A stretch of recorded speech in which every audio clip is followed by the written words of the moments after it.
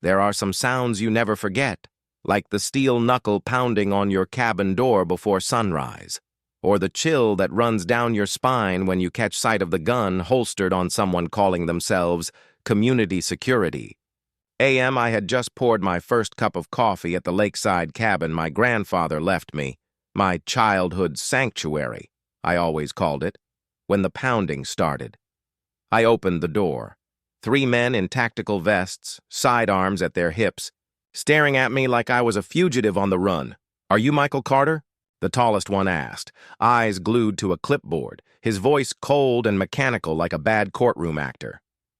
I nodded, pulse rising. "We represent the Pine Brook Lakeside Homeowners Association. You are currently trespassing on HOA managed land. This is a notice of removal. You have 48 hours to vacate, or you'll be fined $25,000 and prosecuted for unlawful occupancy."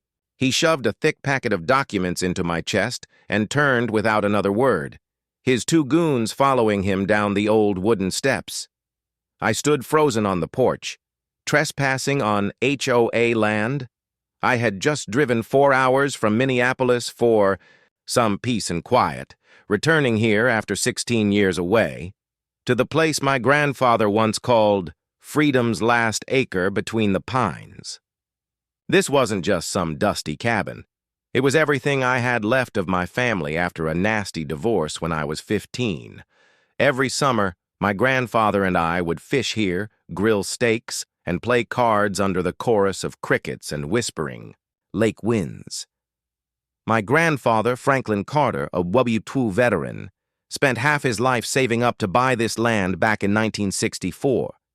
And when he passed last winter, he left it to me alone, in a properly notarized will. I flipped through the stack of HOA paperwork they'd jammed into my hands. It was a mess of buzzwords, boundary violations, internal zoning plans, community code enforcement, and a formal removal notice. Oh, and let's not forget, a supposed HOA delinquency fee of nearly $4,700, even though I'd never once been told I was under any HOA's jurisdiction. In that moment, I wasn't sure what enraged me more. The absurdity of being evicted from my own family land, or the fact they had marched onto my property, threatened me, in the very place I was born to belong. I turned to the lake. Its surface was glass still. To the left of the cabin, something caught my eye. A brand new dock, gleaming like it belonged in some vacation resort brochure. And that's when I realized it was built entirely on the lakeside section deeded to my grandfather, and now the HOA claimed it as theirs. I clenched the paperwork and walked back into the cabin. I wasn't the kid playing cards with Grandpa anymore. I was a 43-year-old forensic accountant for a top law firm, and I knew damn well how to tell the truth from a scam. I didn't come here to start a fight. But if they wanted to wage war to steal the land my grandfather left me, then I'd make sure they paid for it, line by line, deed by deed. Have you ever stared at something for so long, hoping it'll make more sense the second time? That's what I did with those damn HOA papers. Sitting at the kitchen table where my granddad used to shell peanuts and play Johnny Cash on the old radio, I flipped through the eviction notice again. Each page reeked of legal jargon and arrogance. Boundary violations. Unapproved structures. Unauthorized occupancy. And of course, the cherry on top. Immediate removal of all personal. Property required within 48 hours. But here's the thing. I own this cabin. And not just the structure. I own the land, the gravel path, the surrounding forest line, even part of the lakefront where their fancy new boat dock now stretches out like it belongs to some private marina. So, no, this wasn't just a case of mistaken paperwork. This was intentional. I grabbed the manila envelope my grandfather left me. Inside were old land surveys, tax receipts, even hand-sketched maps dated back to the 1960s. Franklin Carter never trusted digital records. He said, "Paper can't be hacked, Mike, but it can win a court case." Good man. The earliest deed was dated July 12, 1964, signed and notarized, stating clear ownership of Lot 14A through 14D, including 300 feet of continuous lake frontage. Not a single mention of a homeowners association, no shared easements, no co-ownership. Just one name, Franklin E. Carter. But something didn't sit right. I drove down into town about 25 minutes from the lake and headed straight to the Pine County Recorder's office. The clerk was a young guy, looked like he'd rather be fishing, than dealing with some grumpy man in a flannel waving a stack of yellowed paper. But when I mentioned HOA boundary disputes, he perked up. "Third one this month," he muttered. "Seems like they're trying to redraw lines." I gave him my cabin's old address. He typed it in and pulled up the digital plat map, leaned over the monitor, and my jaw tensed. The current system showed my grandfather's land, sure, but tacked onto it, highlighted in faint green, was a shared recreational easement, stretching exactly over my lakefront. According to this updated map, that dock wasn't on my land anymore. It was on land managed by Pinebrook Lakeside, HOA, except that green highlight hadn't existed 3 months ago. "Who requested the change?" I asked. He clicked through a few logs, then turned the screen. A name popped up. Dorian Shaw. Sounded familiar. I pulled out my phone and searched for the name. Boom! President! Pinebrook Lakeside HOA, owner of Shaw Realty Group. And, here's the kicker, the guy who offered to buy my grandfather's land 7 years ago and got flat out rejected. It was all coming together now. This wasn't about fines. This wasn't about community standards. This was revenge, and they thought I'd roll over because I showed up with a cooler and a wrench instead of a lawyer. They thought wrong. I returned to the cabin with a new purpose. Booted up my laptop, pulled public property records, cross-referenced lot numbers, downloaded aerial photos from 10 years ago and compared them to today's satellite views, and there it was, that shiny new dock. It sat squarely inside Lot 14B, my land. The easement was a digital forgery, a quiet little edit slipped into the county GIS system, likely with the help of someone on the inside, but they made a mistake. Because they didn't know I was a forensic accountant, and when you're trained to spot fraud for a living, you notice every tiny inconsistency. That night, I didn't sleep. I went through every document again, this time scanning and saving, everything into a secure cloud folder.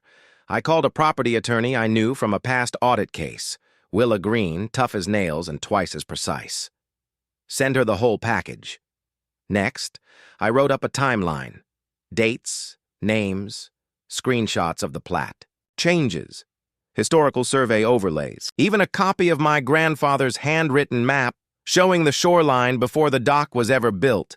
By morning, Willa called me back.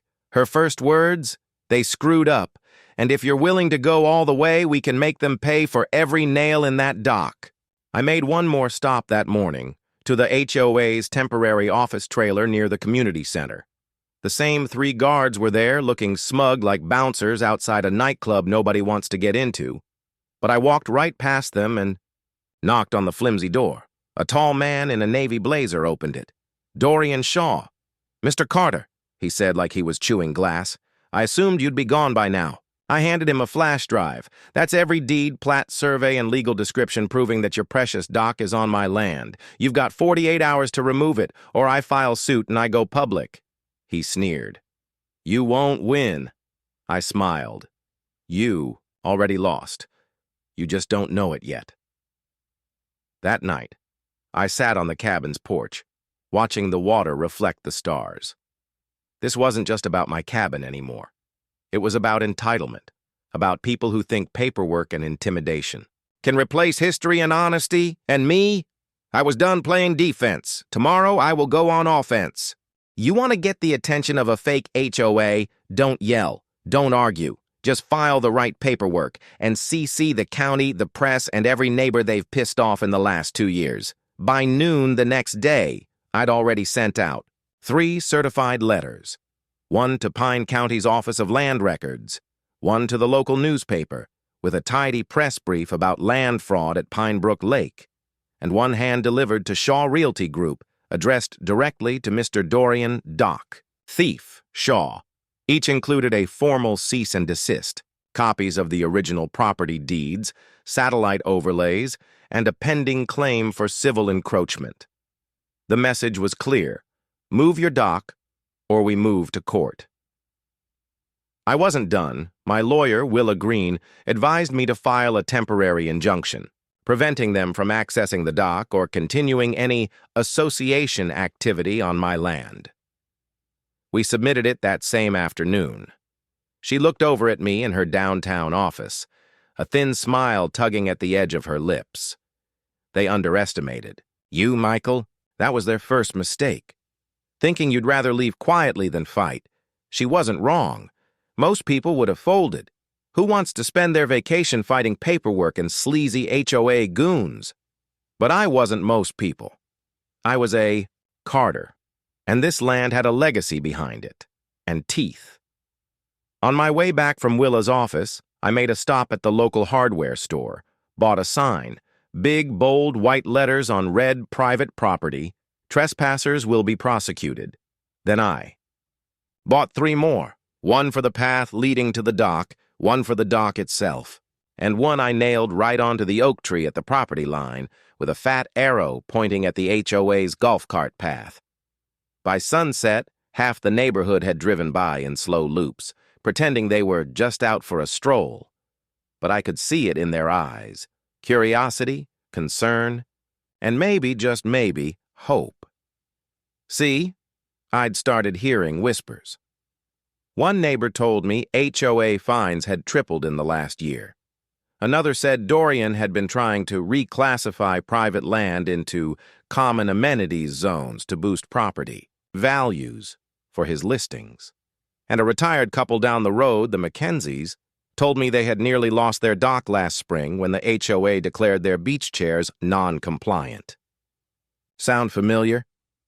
That night, I printed 20 flyers and slid them under mailboxes around the lake. Tired of fake rules? Ever been fined for your own land? Ever wonder who really owns what at Pine Brook Lake? Come by 14B tomorrow after 6 p.m. Bring questions. I've got answers. Then I went inside, cracked a beer, and waited. By the next evening, 13 people showed up. I gave them the short version. HOA tried to evict me from my own land, forged easement documents, and built a dock on private property. Now I was fighting back, legally, loudly, and with receipts. Then I handed out copies of my plat maps and public GIS overlays. The room, well, porch, got quiet. One guy, Donnie, muttered, "They did the same thing to my brother in 21. Bulldozed." Part of his fence. Claimed it was communal green space.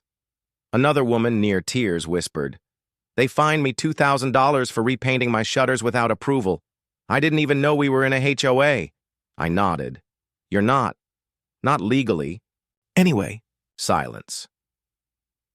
The next morning, I got a call from Kelsey Tanner, a local reporter from the Pine County Ledger. "We got your file. Is it true they modified GIS records?" I gave her a polite, "Off the record? Hell yes." By 5 p.m., her article was up. Lakeside. Land dispute. Homeowner claims HOA built dock on his property. Michael Carter inherited a 1960s lakeside cabin from his grandfather. This week, he was issued an eviction notice from a neighborhood HOA that may not legally control the land in question. It went semi-viral. Local Facebook groups lit up. One of them posted screenshots of the HOA president's luxury listing page, featuring dock access as a premium shared amenity. Oops. I was brushing my teeth that night when I heard a knock on the door. Not pounding this time. A light, nervous knock. It was Dorian Shaw. No guards, no clipboard. Just a man who looked like he'd had the worst 48 hours of his professional life. "Mr. Carter," he said, "I think we should talk." I stepped out, arms folded. "I tried that the first time. You brought armed rent-a-cops instead." He swallowed. "Look, maybe there were some misunderstandings. No one wants this to escalate." I didn't flinch. "It's already escalated. The papers are filed. Your dock is illegally placed and you violated state land use law. Silence. He finally offered a deal. Quietly remove the dock, rescind the eviction notice, and offer a formal apology in exchange for dropping the injunction. I stared him down. Add a community-wide HOA audit to that list, and you have 24 hours. That night I stood on the deck, watching a flashlight crew start detaching the dock boards under cover of darkness. It was quiet, almost peaceful. But I knew this wasn't the end.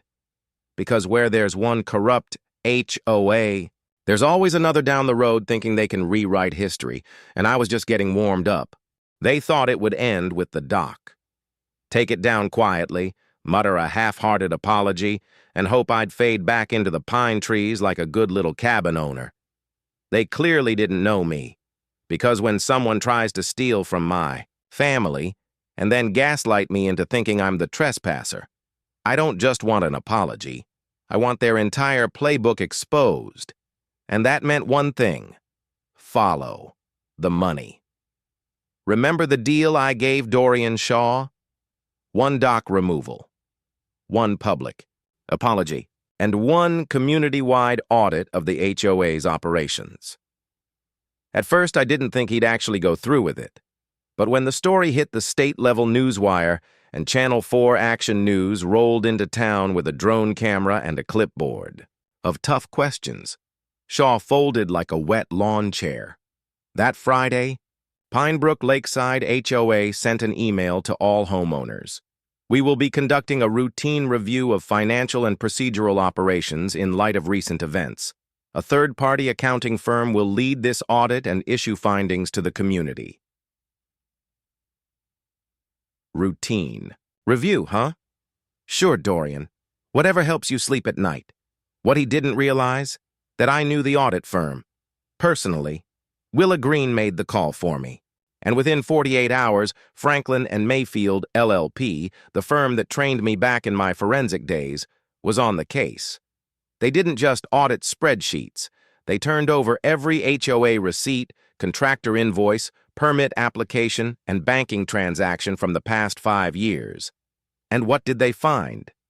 Let's just say I hope Dorian likes orange jumpsuits. 94th out of 200. Paid to a landscaping company registered to Dorian's cousin. $38,000 spent on beautification signage for the clubhouse, none of which had ever been installed. $11,300 miscellaneous. Security improvements, including custom polo shirts, walkie-talkies, and tactical boots for the HOA's rent-a-cop crew. And then the big one, $212,000 transferred from HOA reserves to a holding account, traced directly to a real estate LLC tied to Shaw Realty Group. That's not just shady, that's wire fraud. By the end of the second week, I got a call from one of the audit leads, Raymond Park, an old colleague of mine who'd trained under my grandfather. Mike, he said, this isn't a case of bad bookkeeping. This is systemic abuse, and it's been happening for years. But here's the kicker. They weren't just stealing money. They were fabricating HOA authority.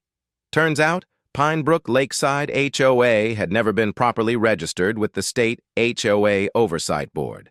They'd skipped the annual filings for 3 consecutive years, which meant they had no legal standing to enforce fines, no standing to collect dues, and absolutely no standing to evict anyone. It was a paper castle held together by intimidation and forged plat maps. And now it was burning down. I helped the auditors draft the report summary. I made sure it was plain English, no nonsense, and shareable. We printed 50 copies, and we didn't mail them.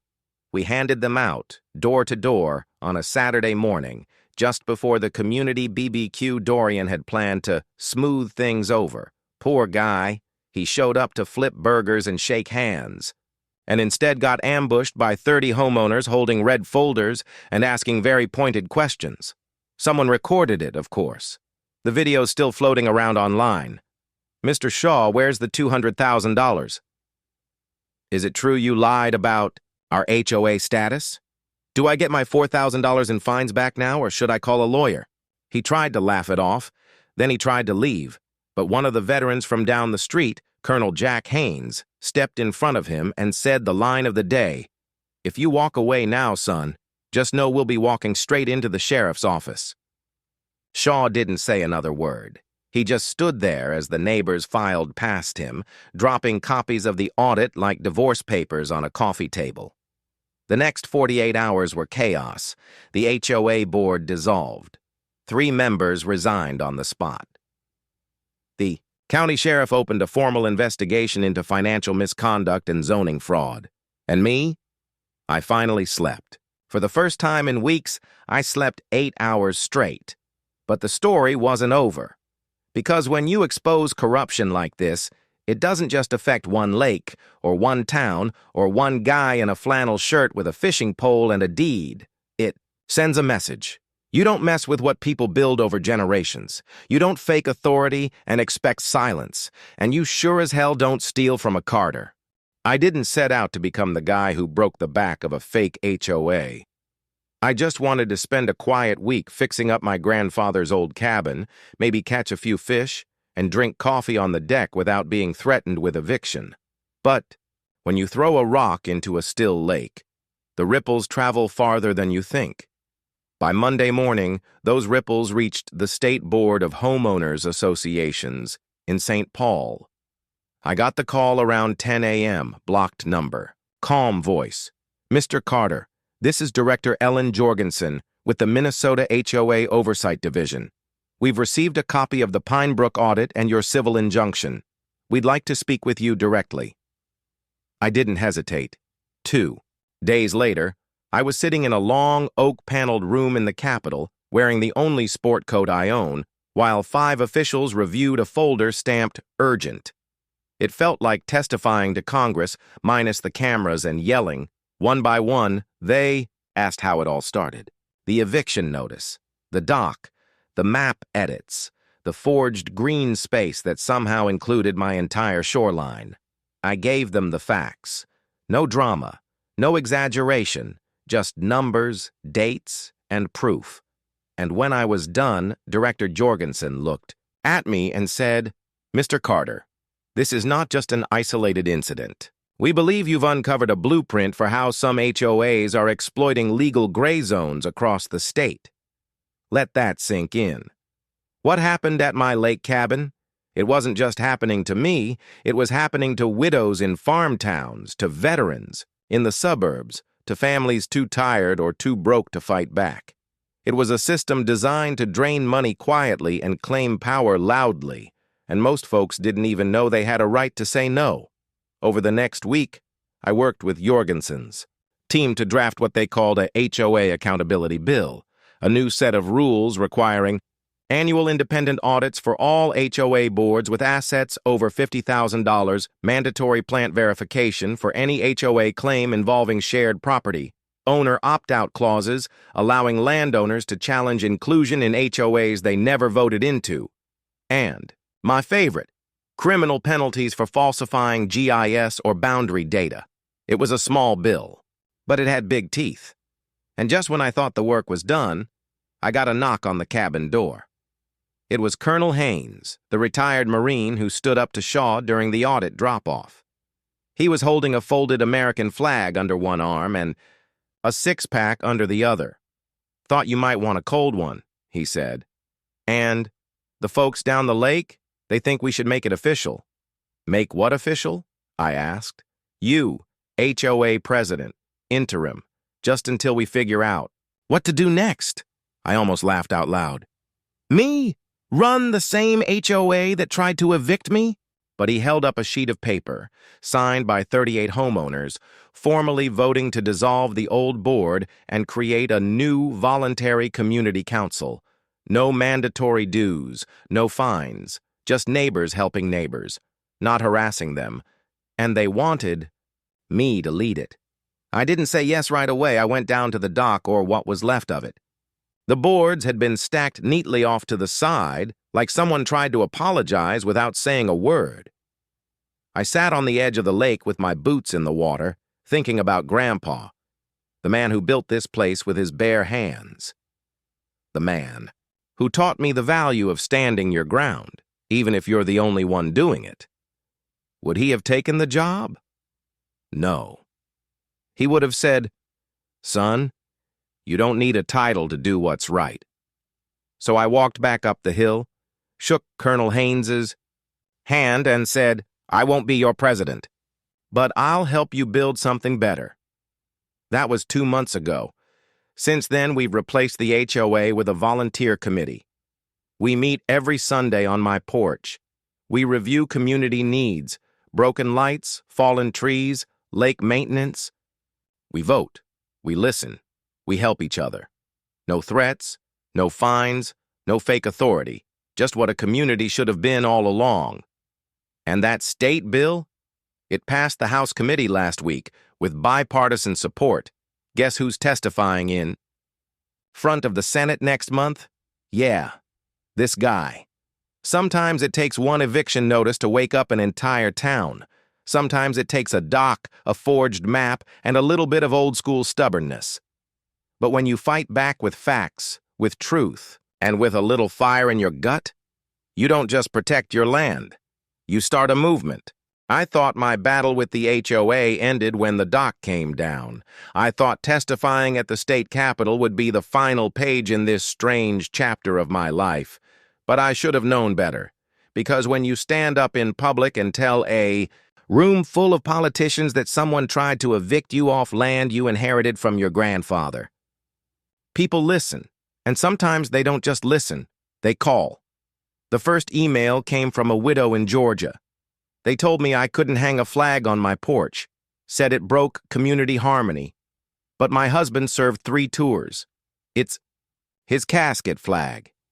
Thank you for standing up. How do I fight back? The next message was from a young couple in Arizona. We just bought our first home. Now the HOA is fining us $100 a day because our gravel isn't the approved shade. Can you help us understand our rights? Then came dozens, then hundreds. By week's end, I had over 1,400 messages in my inbox. Stories from every state, photos of non-compliant flower pots, unauthorized swings, and yes, even a man fined $2,000 for barbecuing on a Wednesday. I sat there stunned. This wasn't just a local scam.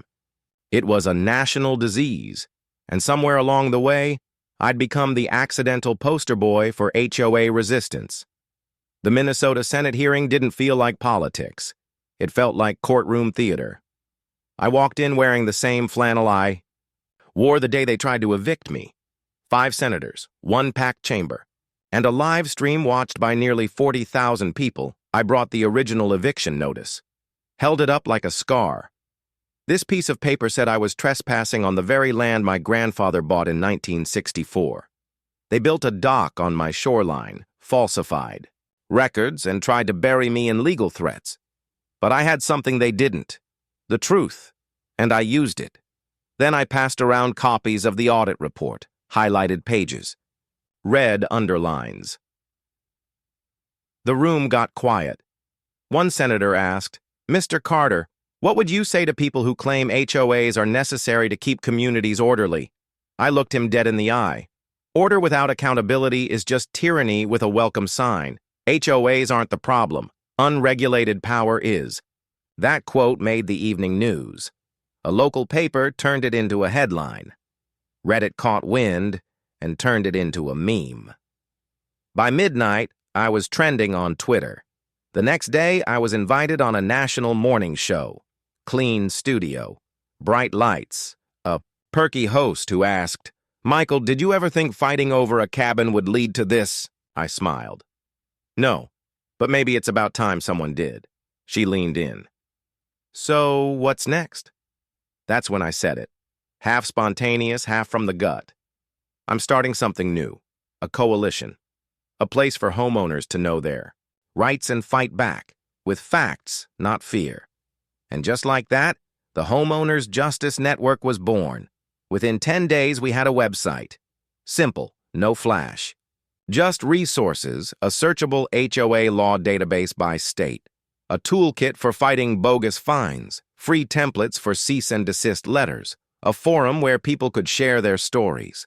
By week 3, we had 18,000 members. By month 2, we had attorneys, volunteering to help pro bono in over 20 states. And my cabin? It had become the unofficial headquarters. We even hung a sign on the porch. Freedom was found here. But not everyone was happy. HOA lobbying groups started pushing back. They called the movement dangerous, anti-community, and, my personal favorite, a threat to peaceful suburbia. I got hate mail. One guy said I was encouraging anarchy disguised as patriotism. Another wrote, "Without HOAs, property values will collapse, and neighborhoods will become lawless." Really? Lawless? Because I put up a sign saying private property and told a fake HOA to take their dock and shove it? Please, I stayed the course. The calls didn't stop. The letters poured in, and then one afternoon, I got a handwritten note postmarked from a tiny town in Missouri. Inside was a photo of a small, dusty house with a porch swing. A single line was scrawled at the bottom. They tried to find me for this swing. I left it up.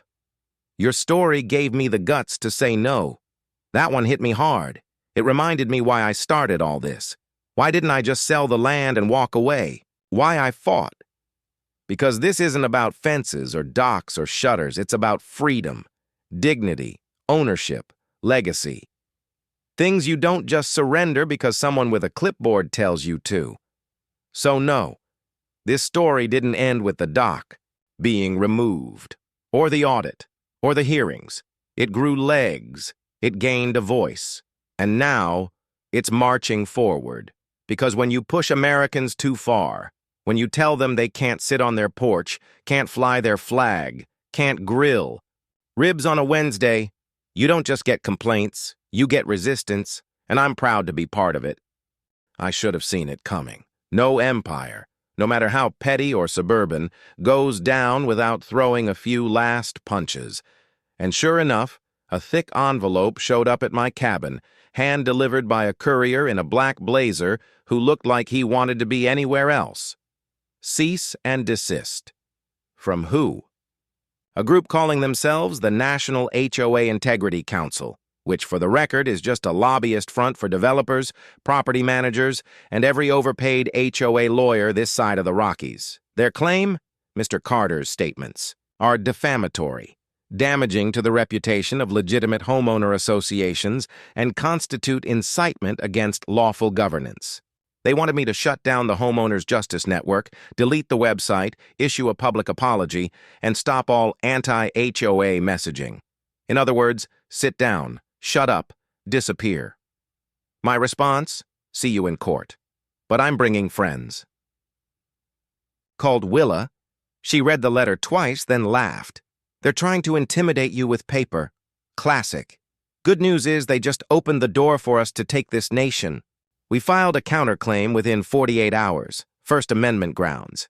Because guess what? When your story's true, your data's solid, and your fight is rooted in public record, you can't be silenced.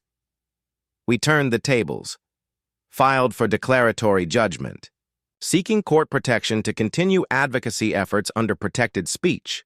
It wasn't just about me anymore.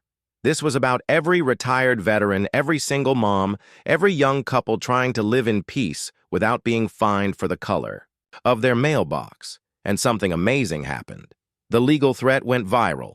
News anchors ran the headline, "Man who beat fake HOA now faces lawsuit for telling the truth." Twitter caught fire. So did Facebook groups, especially among veterans, rural homeowners, and anyone who'd ever gotten a nasty note for inadequate lawn edging. Even a congresswoman from Texas reposted the story saying, "If they can fine you for flying a flag and sue you for saying no, what's left of ownership?" That post got 3.6 million views, and then the real thunder rolled in. Law firms. Good ones. Ones that usually defend whistleblowers and civil rights, they started calling us. "We'll take this pro bono. We're in." By the end of the week, we had a 7-person legal team, half from D.C., half from the Midwest, ready to go to federal court if it came to that. The HOA Integrity Council didn't back down right away. They sent a second letter. This one more. aggressive. But by then, they were bleeding in the media, and every new threat they sent just turned into fuel for the fire. We posted every update publicly, shared every document, held nothing back. We wanted people to see how these organizations operated behind the curtain. Meanwhile, support poured in. A rancher in Wyoming started making "Don't Tread on My Porch" flags and sold out in 2 days. A retired Marine in Florida sent me a box of bumper stickers that read, "My property, my rules, unless you're a HOA." He included a note: "Stick one on every mailbox they ever find." I didn't, but I smiled. Then came the letters, handwritten, typed, scanned, and emailed. "Your videos helped me fight back. My HOA backed off when I quoted your audit playbook. They tried to scare me into silence. Now I speak up at every meeting." It was no longer just a movement. It was a revolution in plain sight. And finally, sweet justice, came the twist no one saw coming. The HOA lobby's own internal emails were leaked. Turns out, they'd been circulating strategy memos about how to suppress homeowner coalitions, including targeting influencers like Michael Carter through aggressive litigation. Yeah, their own documents proved they weren't protecting order. They were protecting a racket. Our lawyers filed a motion to have the case dismissed with prejudice and launched a companion suit for malicious prosecution and constitutional violations. That's right, they came for my voice. Now I was coming for their wallet. We held a live stream the night the judge ruled in our favor. Over 180,000 people watched live. I didn't give a speech. I read from a letter my grandfather once wrote me. It said, "The measure of a man isn't what he builds for himself. It's what he protects when others try to tear it down." Then I raised a glass and said 6 words. They tried to sue me silently. I used them louder. The comment section exploded. And as of now, the Homeowners Justice Network has 53,000 members. We're filing amicus briefs in 5 other states, and we're working with Congress on a national HOA reform bill, so no family, no vet, no homeowner ever gets blindsided like I did. They thought a cabin fight would end in eviction. Instead, it ended in a national reckoning, and we're just getting started. That afternoon, I returned to the lakeside cabin where it all began. No more fists pounding on the door. No more threats from uniformed men with sidearms. Just the wind whispering through pine needles, the scent of sun-warmed timber, and the lake, calm as glass, reflecting time itself. I sat down on the old porch steps. In my hand was a letter, handwritten, the ink smudged by water. It was from a 74-year-old woman in Tennessee. They fined me for feeding a stray cat I rescued after last year's storm. But after I saw your story, I realized I'm not crazy, and I'm not alone. I folded the letter and set it on the table.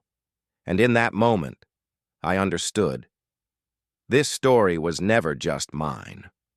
The next day, I was invited to speak at a community gathering in the northern suburbs of Wisconsin. I didn't prepare a speech. I just bought a small wooden sign, one my grandfather had hung above the cabin door since 1965. No one is a stranger if they come with respect. By the time I stepped up to the podium, nearly 200 people were seated quietly in the late afternoon sun. No one was rushing. No one scoffed. Just solemn eyes, people who had once been fined for painting their door the wrong color, planting the wrong tree, or failing to get approval to install a ceiling fan. I didn't deliver a speech. I told my story, from the 6 a.m. door pounding, to the forged maps, to the lawyer's threats, and finally, to the handwritten letter from a woman and her storm-saved cat. And I ended with this: ownership doesn't live on a certificate. It lives in how you stand when someone tries to take it from you without reason. The entire room stood. No one said a word. They just clapped, loudly. Not for me, for themselves. Because at last, someone had said aloud what they'd been thinking for years. Weeks later, I returned to the cabin. The yard was clean. The illegal dock had been dismantled. Only an empty wooden platform remained, leading quietly into the lake. But what caught my eye wasn't what was gone. It was what had just appeared. At the end of the dirt path leading to the cabin, someone had installed a new wooden sign. Not an HOA sign, not private HOA use only, just a simple hand-carved message. This land belongs to one man, but it is hope for many. I don't know who put it there. Maybe Haynes, maybe someone from the community, maybe a stranger who read the story and left their mark in silence. I didn't take it down. I left it where it stood, because it was true. This tiny cabin, where I learned to tie fishing knots with Grandpa, where I once sat listening to rain drumming on the wooden roof, had become a symbol, not of victory, but of reason over intimidation, truth over power, and will over a system so arrogant it believed no one would fight back. By the end of summer, I was invited to Washington, D.C., not to testify, but to witness something that had never happened before. The Private Landowners Protection Act was introduced in the U.S. Senate, based directly on the documentation from my case. My name wasn't on the bill. I didn't need it to be. All I needed was one thing, that from now on, anyone threatened with losing their rightful land would have a place to turn for justice.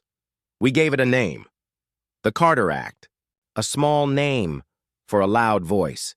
And if you ask me today, would I do it all over again? Would I go back to that cabin, stand up to those 3 armed men, and face down a system built on fear? I'd only say one thing. I'd go even further, because sometimes a worn-down cabin and one person who refuses to bow is all it takes to stop a storm called HOA.